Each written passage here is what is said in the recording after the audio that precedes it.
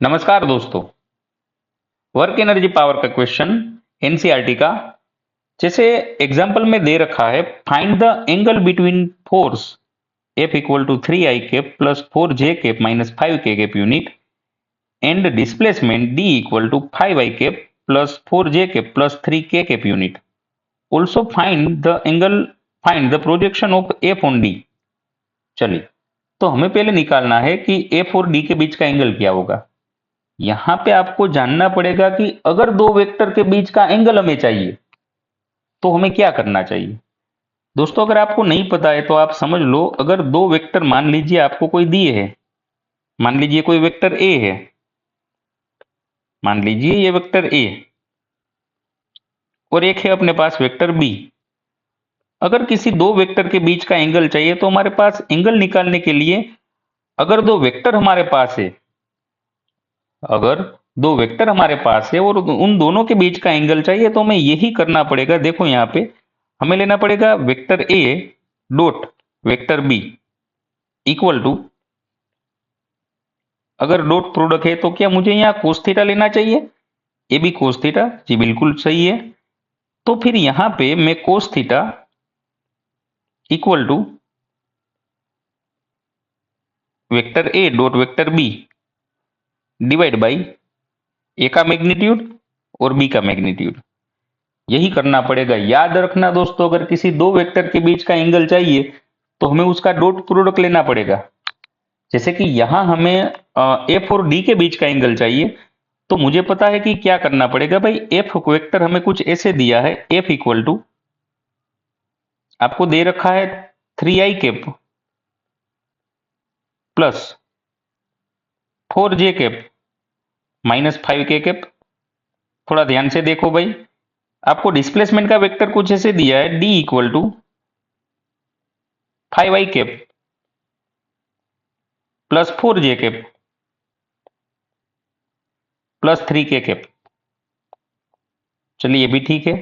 तो मैं यहाँ क्या कर लूं, अगर मुझे ई ये एफ और डी उन दोनों के बीच का एंगल चाहिए तो मुझे लेना पड़ेगा कोस थीटा इक्वल टू, दोनों का ऊपर डॉट प्रोडक्ट लेना है, F dot D vector F dot vector D, और नीचे दोनों का मैग्नीट्यूड लेना है एफ और डी का।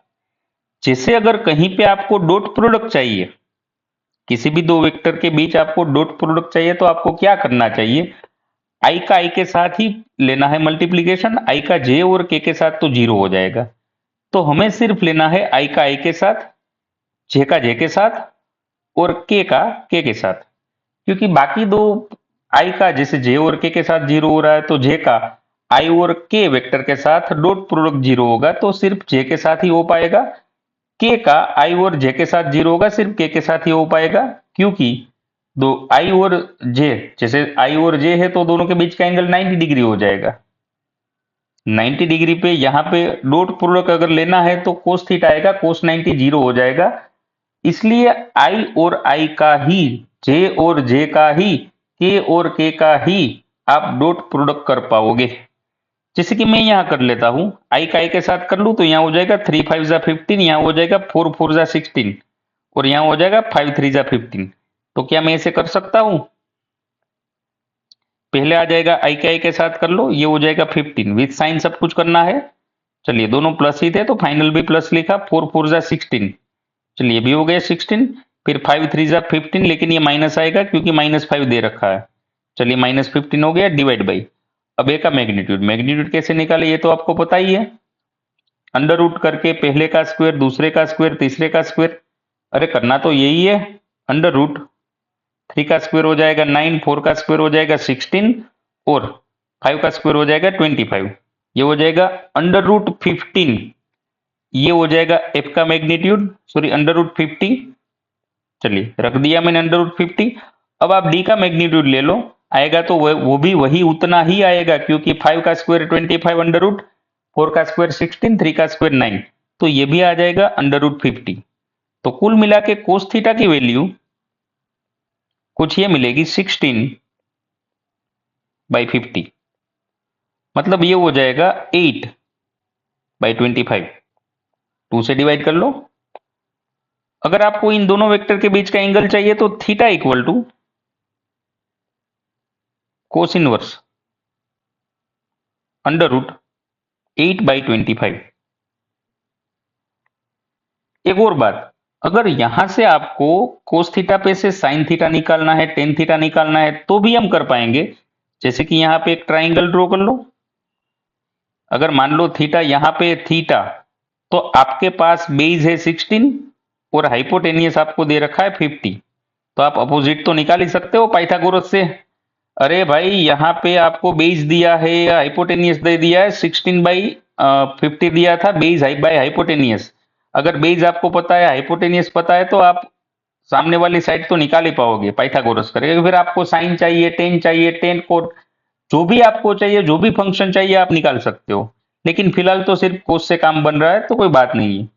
और आपको ऐसा पूछा है कि also find the projection of F on D. चलिए ये क्या होता है, projection of F on D क्या होगा ये देख लेते हैं। चलिए मान लीजिए मेरे पास दोस्तों यहाँ पे एक वेक्टर है ए। चलिए मान लीजिए मैं ए की जगह पे यहाँ पे फोर्स ही ले लेता हूँ, फोर्स। और मान लीजिए कुछ ऐसा एक वेक्टर दूसरा दे रखा है जो कि डिस्प्लेसमेंट वेक्टर है डी। प्रोजेक्शन का मतलब ये होगा कि आपका जो वेक्टर है एफ, उसका कंपोनेंट डी में कितना आ रहा है, ये डी में कंपोनेंट कितना आ रहा है, वो हो जाएगा projection of F on D, और वो हो जाएगा एफ कोस थीटा। सही है भाई, एफ कोस थीटा ये हो जाएगा अपना projection of F on D. वैसे एफ की वैल्यू में पता है, एफ हमने निकाला था कुछ √50। अरे भाई थोड़ी देर पहले तो निकाली थी एफ की वैल्यू, और डिस्प्लेसमेंट की वैल्यू भी निकाली थी।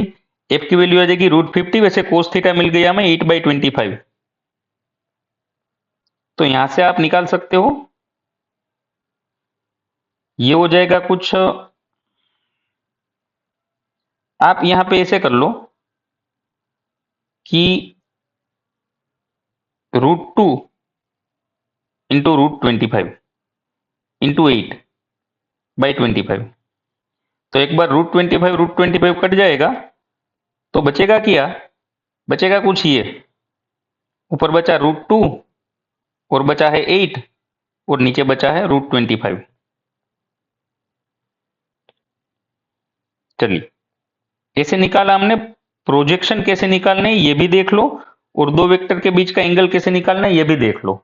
अगर दो वेक्टर के बीच का एंगल चाहिए तो लेना पड़ेगा कोस थीटा, उसपे से कोस थीटा मिल जाएगा, उसपे से थीटा मिल जाएगा। अगर एक बार थीटा मिल गया फिर तो आप sine cos tan cot sec cosec जो भी फंक्शन चाहिए आप आराम से निकाल सकते हो। दूसरी बात कि प्रोजेक्शन क्या होगा किसी एक वेक्टर का दूसरे वेक्टर के ऊपर।